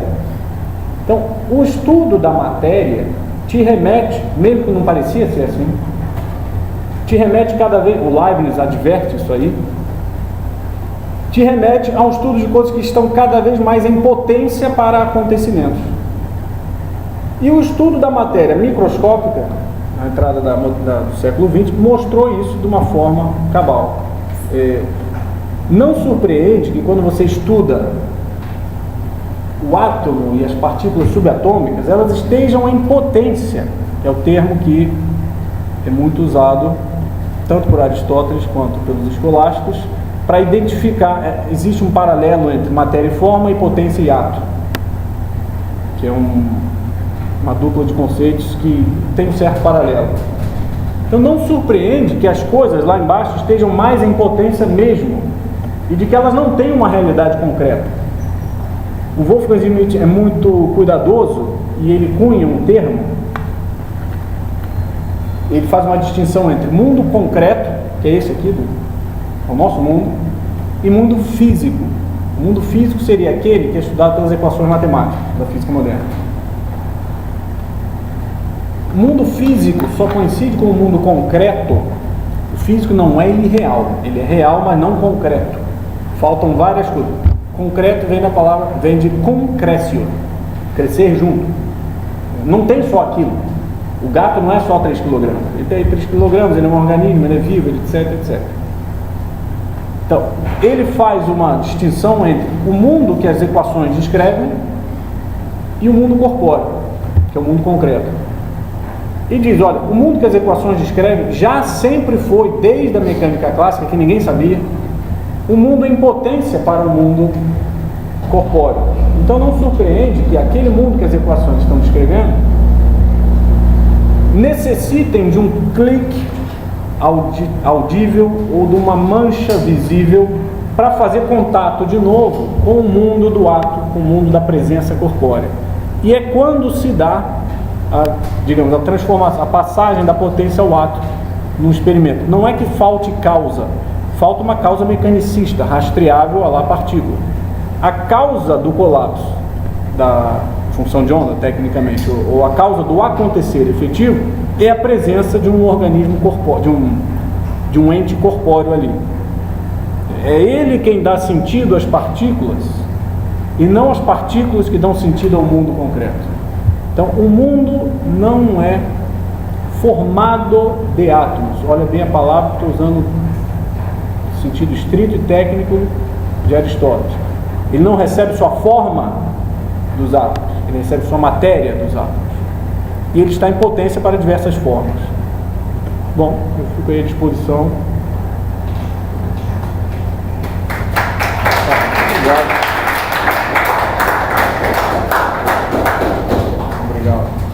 Pergunta? Questionamento? Pedras, tomates.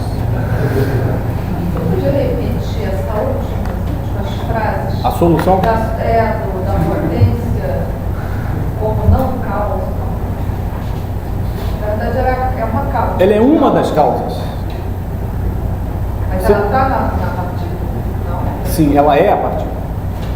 Mas a palavra partícula, todo físico usa essa palavra com cuidado. Ele sabe que não é um corpúsculo pequenininho.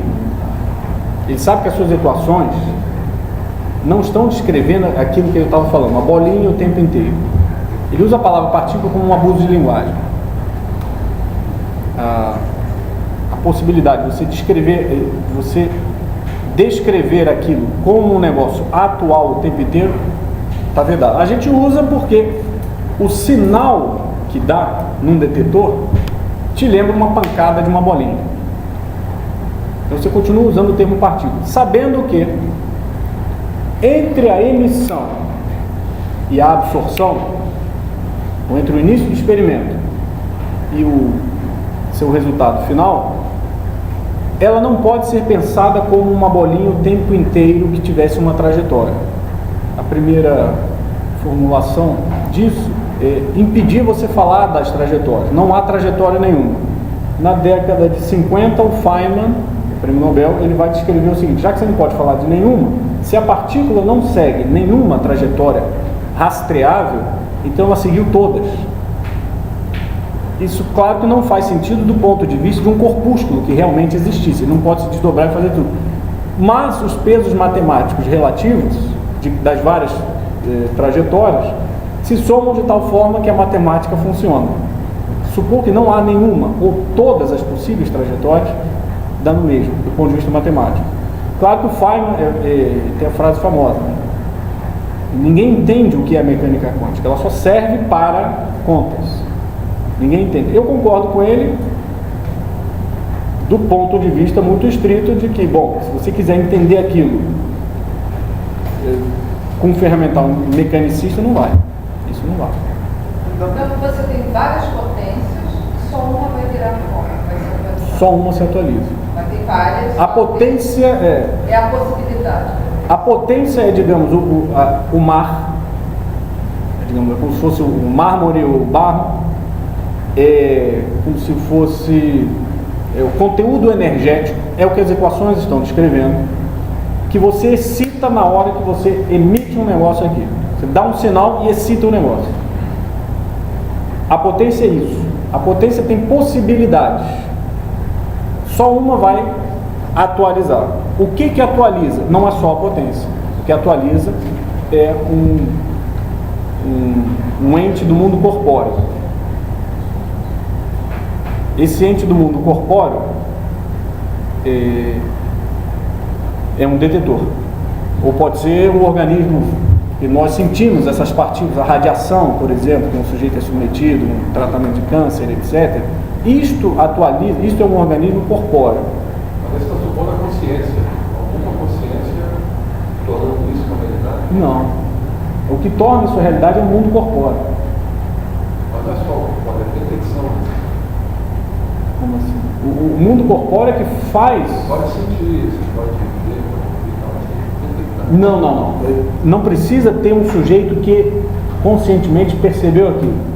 Você pode deixar uma chapa fotográfica e nunca ter aberto o laboratório. A chapa fotográfica é um ente do mundo corpóreo. O elétron não. O mundo descrito pelas equações não.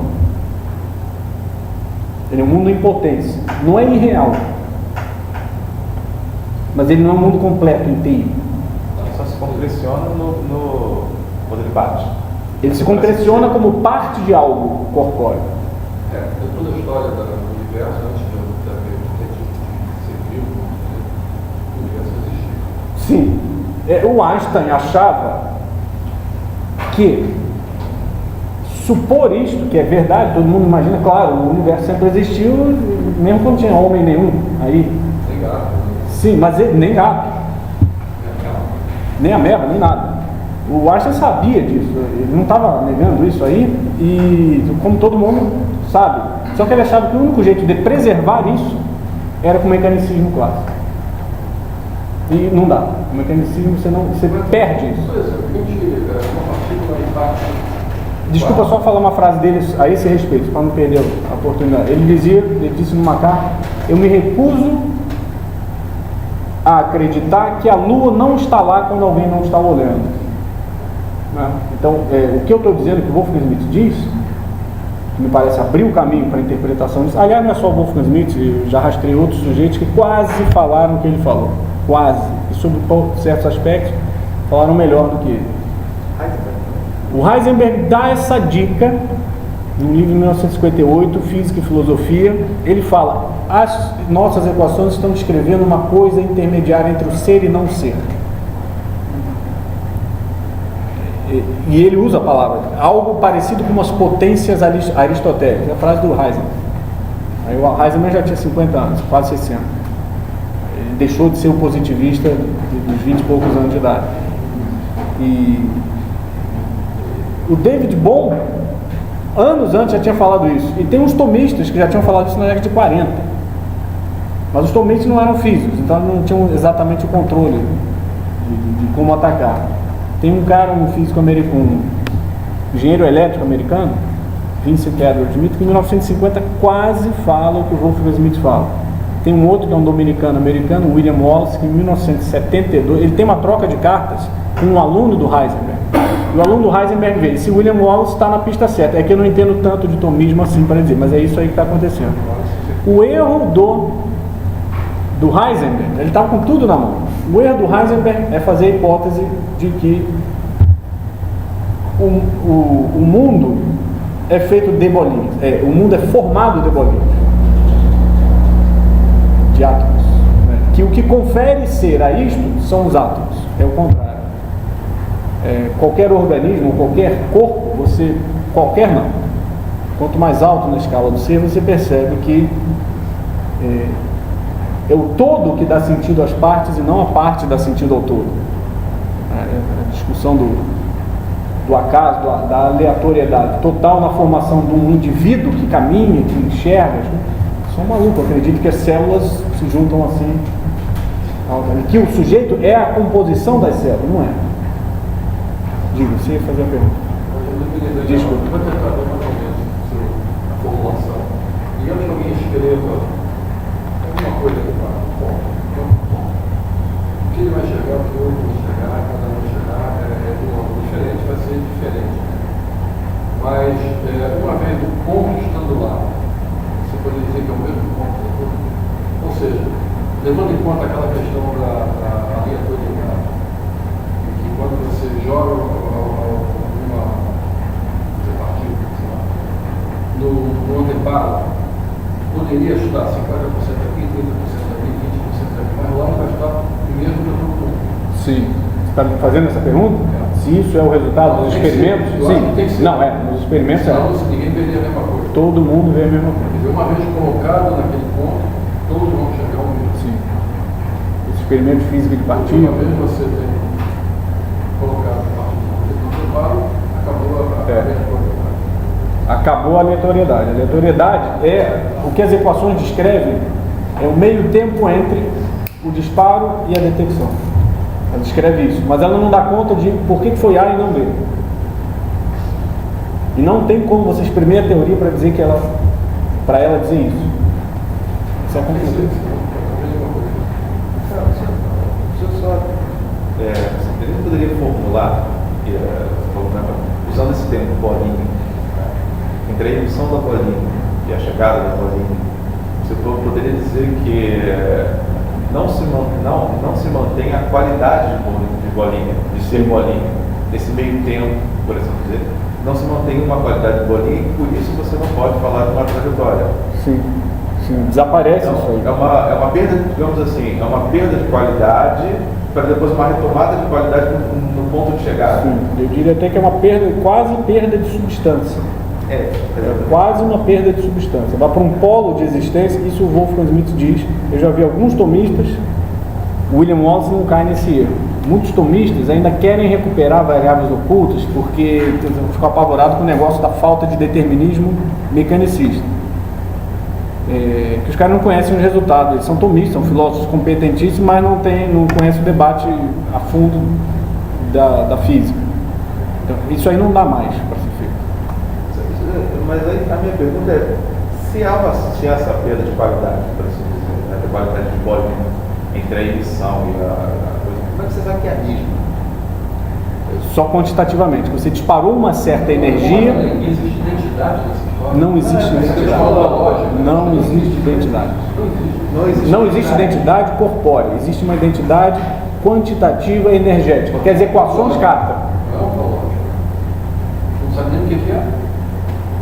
Você sabe o tipo de coisa que pode dar. Pode dar, mas Não, ali você não A sabe. única identidade dela é quantitativa. É uma identidade quantitativa e é o. sabe o começo e o fim. Não sabe nada. Você sabe as possibilidades de caminho. Tem um experimento famoso da fenda dupla. Você emite a partícula aqui tem o anteparo final com a chapa fotográfica e no meio do caminho você põe uma tela com 2 buracos. Você não sabe por qual ela vai passar. E se tenta forçar, você perde uma figura lá de interferência. Você perde a qualidade a teoria interfere. Você não obtém os resultados. Ela não está pura. Então seria uma outra discussão. Essas aleatoriedades,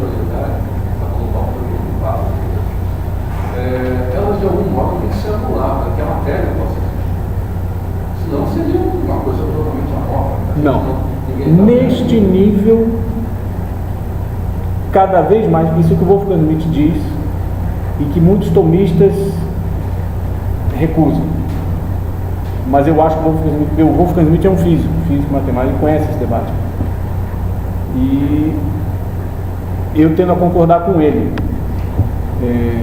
Neste nível, a coisa está indeterminada. É uma pasta, é o que você está indo em direção ao que Aristóteles chamava de matéria-prima, que ela nunca vai ser atualizada. Você nunca vai observar a matéria-prima, mas é aquilo que está em potência para as diversas coisas. Não é isso não. Eu estou achando o seguinte, uma vez, digamos que os corpúsculos de energia, elas têm aquela questão da aleatoriedade. Que não é só 50, 30 e 20, é uma infinidade. Realmente que vai até o lado do mundo. Não, depende, não. Depende. Não pode, de repente, ter uma chance Não. zero quase de estar Pode, mas você faz restrições no laboratório e diz que a partícula está restrita a... Mas aí é laboratório. Não, claro. Essa experiência representa a identidade. Naquilo ali sim. Naquilo ali sim. Claro, naquilo. Você não pode dizer que o mundo é feito O daquilo. mundo é controlado. O mundo em si é controlado. Não. Eu acho que não. Eu também acho que Controle, como é que ele está falando? Que é o controle experimental. Isso que você está falando, né? sim, você pode... Tem um controle experimental. Assim, ela é um controle. Essa possibilidade de haver matéria. Senão não tem esse poder de haver. Se é tudo tão aleatório. Não é. É nesse nível. Quanto mais para baixo... Exatamente isso que eu estou dizendo. Quanto mais embaixo, mais aleatório. Então, Sim. essas aleatórias, elas têm que se anular para que possa haver Sim. matéria. Então, Não, a matéria é isso. A matéria é aquilo ali embaixo. Isso aí. Mas essas coisas randômicas, que são quase isso, deviam ser, elas têm que se anular para que você possa ter algo. Você está dizendo que a estrutura organizada do nível macroscópico, de alguma forma fez com que os efeitos de interferência da mecânica quântica fossem embora. Claro, e aí você tem um mundo clássico. O mundo clássico O mundo que nós vivemos. exatamente, isso daqui. A nossa realidade é essa. Assim, a nossa realidade é nesse nível. Ela é corpórea e formal também. A inferência errada é você dizer que isto é feito e que isto ganha o ser daquilo. Aquilo não tem o ser. Aquele substrato mais fundamental. Você perde até a noção de ser. O que é o ser? Nessa história atual? Não. Como assim perde a noção de ser? O que é o ser? É aquela partícula aleatória? Não. O ser É a junção das partículas? depende do ser. Aquilo é um ser em potência. O que é o ser? O que é o ser? Uma coisa que Aquilo que você diz que é. Mas e o ser? Não, só que até um hábito de filosofia. É difícil dizer isso, óbvio, mas é difícil falar o que aconteceu. Talvez a dificuldade também é porque nós estamos usando conceitos que a gente está passando de um canto para o outro, do conceito de matéria em termos de física para o conceito de matéria, por exemplo, aristotélico. É claro que essas coisas têm, como a matéria do Rafael está me mostrando, tem suas funções, mas acho que falta aprofundar o conceito de matéria aristotélica para compreensão, né? Para compreensão disso daí. Acho que foi difícil. Diga. Segundo do barro, a matéria do barro é a potência para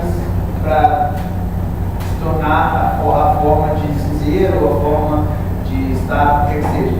Mas da onde que vem o movimento ou a energia que faz com que a matéria Tome aquela forma. tome forma? Assim? Isso Aristóteles chamava de causa eficiente. É um outro ser externo que amolda aquilo. Mas e no momento onde quando surgiu a matéria, quem foi o primeiro ser Como externo assim? Bom, você indo para trás, até o momento onde não existia forma. Quando só existia matéria e não existia forma. Teve que ir alguma energia ali para dar movimento naquilo, para que existisse alguma forma antes daquilo. Não é? Porque a matéria viria antes da forma. Mas o que Não. faz com que a matéria... Não existe matéria sem forma. Esses são polos explicativos. Mas é só parece que tem alguma coisa entre as duas coisas, para que faça com que a matéria forma e a forma entre as duas coisas. Tudo é feito das duas coisas. Tudo é feito das duas coisas. Né? Matéria não é um ente e forma outro ente separado. São polos explicativos de cada ente.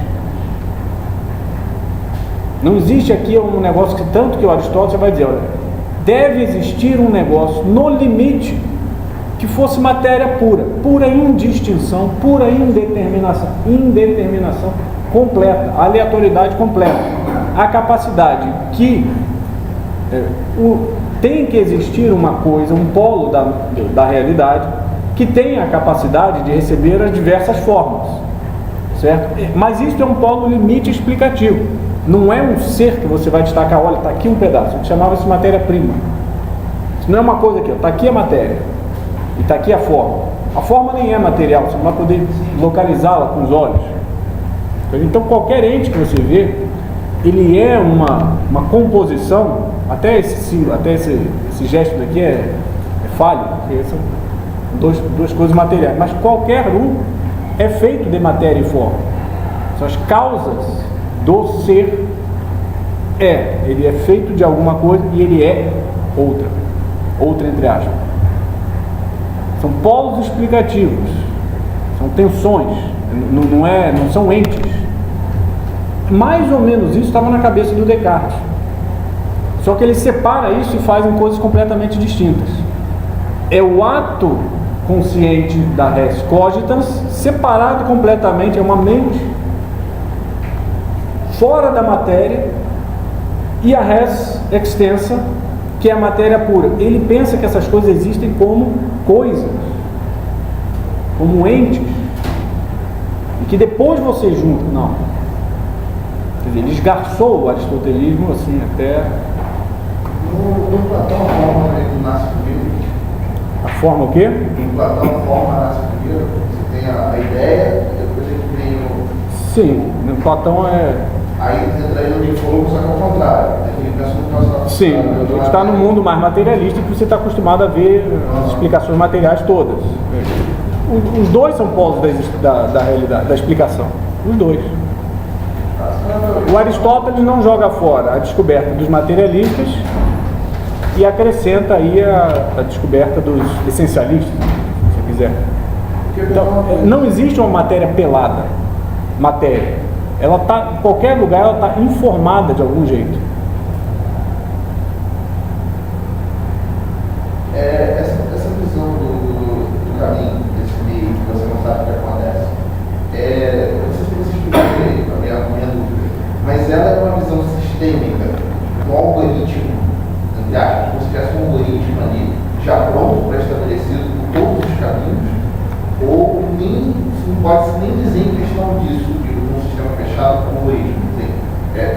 até ali essa questão é totalmente aleatória. Não sei se deu para entender a minha pergunta. Não. É que assim, mesmo assim, a gente não sabe o que acontece no meio, né, dentro do sistema ali. E então assim, pode-se dizer que isso que a gente não sabe, na verdade é um conjunto algorítmico lá infinito de regras, não finito, mas infinito de regras. Não, tem uma forma também. Até esta matéria, neste nível, também tem sua forma, que é dada pelas equações, é dada por umas leis de conservação. Isto é a forma daquela potência. Então não é totalmente aleatório.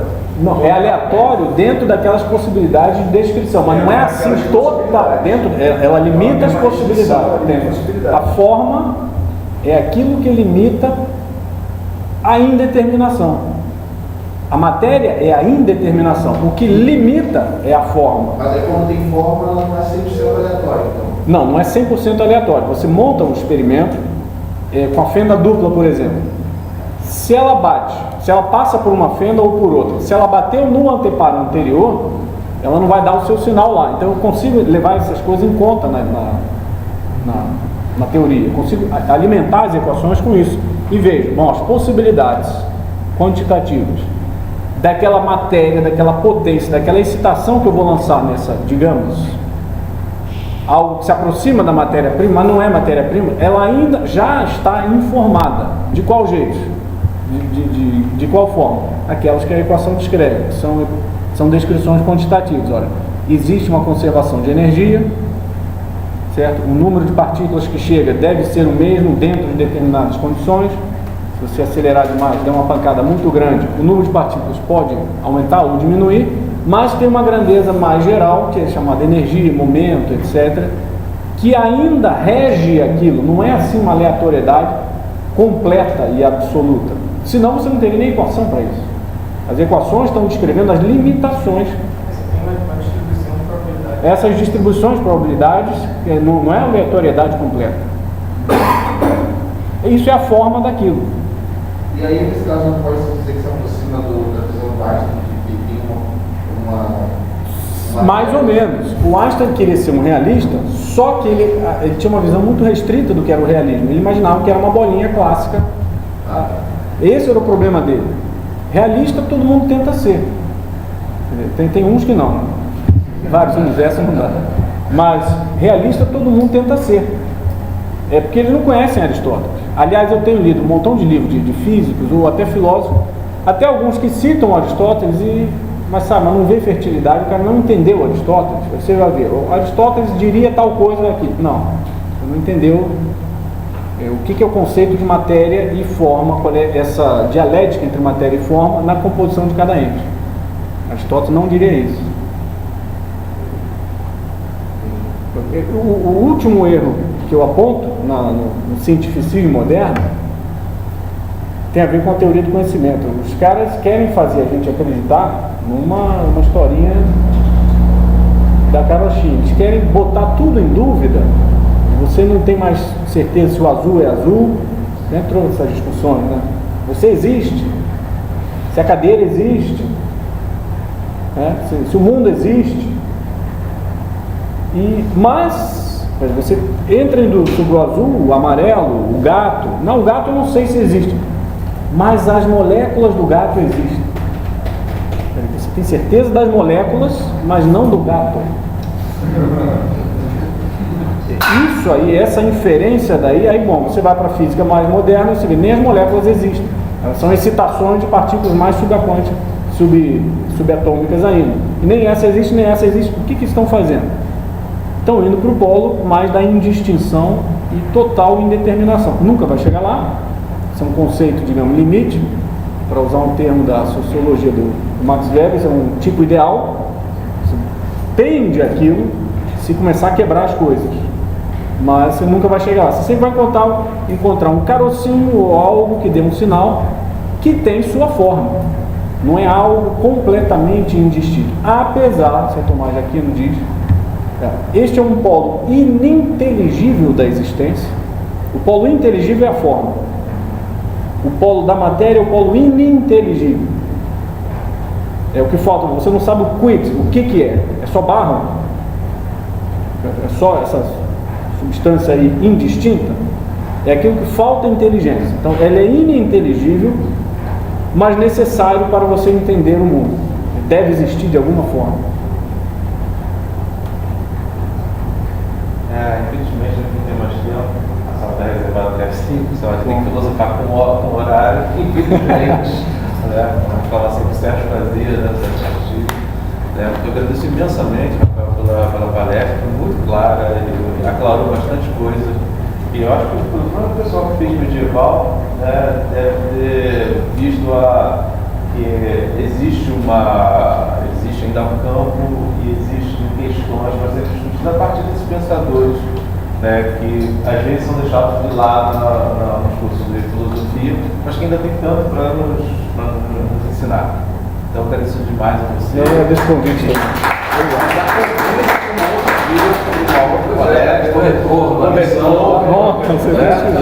Assim, eu agradeço a recepção e a atenção de vocês. Obrigado. Manda aula agora. Não, vou dispensar.